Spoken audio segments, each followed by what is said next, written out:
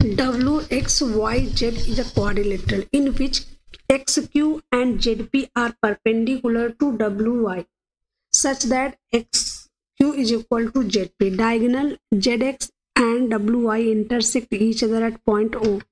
If OX is equal to 12 cm, then find the value of ZX. देखो ये दिया हुआ है एक क्वाड्रिलेटरल, ठीक, WX है यहाँ X Y एंड Z, ठीक है। इस पे 90 डिग्री का परपेंडिकुलर, ये इस पे 90 डिग्री का है, ठीक है। इसको थोड़ा सा सही करते हैं।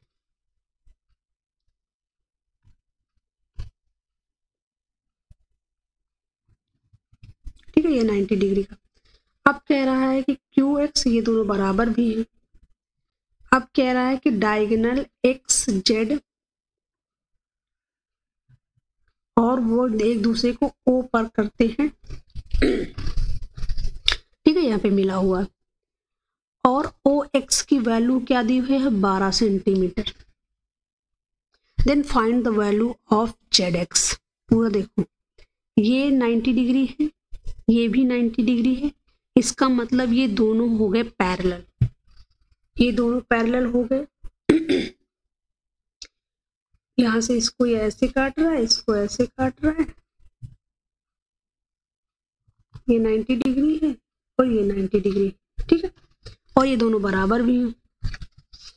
अगर ये दोनों बराबर हैं तो इनका जो ये ट्राइंगल बराबर, ये आमने सामने के ट्राइंगल भी बराबर हो जाएंगे। ये थीटा हो गया मान लेते, ये थीटा भी हो गया, ये अल्फा हो गया। देखो तीनों एंगल बराबर, तीनों एंगल अगर बराबर हैं तो उनकी भुजाएं भी बराबर ही होंगी। और दिया भी है कि एक भुजा बराबर है, तो ये 12 है तो ये भी 12 हो जाएगी। आंसर आ जाएगा 24 सेंटीमीटर। अब मैं आपको इस क्वेश्चन को शिफ्टिंग मेथड से बताती हूँ। देखो शिफ्टिंग मेथड, इस ट्राइंगल में दिया ही नहीं है, इस क्वाड्रिलेटरल में दिया ही नहीं कि कौन सा क्वाड्रिलेटरल, तो हम मान लेते हैं कि ये क्वाड्रिलेटरल स्क्वायर क्वाड्रिलेटरल है। जो बेसिक उसके कंडीशंस दिए गए हैं वो आप खराब मत करो, बाकी आप कुछ भी मान सकते हो क्योंकि आपको दिया ही नहीं है कि इसमें कौन सा क्वाड्रिलेटरल होगा। तो हम मान लेते हैं कि स्क्वायर है तो WXYZ, इसके डायगोनल्स क्या होते हैं, एक दूसरे पर 90 डिग्री काटते हैं और बराबर भी होते हैं। तो हमने मान लिया कि यहीं पे WQ भी है और WP भी है, दोनों यहीं पे हैं।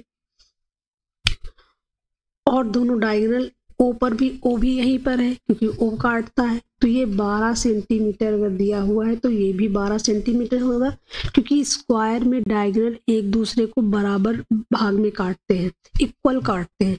तो ZO और O की वैल्यू बराबर होती है, तो यहाँ पे आंसर 24 ऐसे भी आ जाएगा।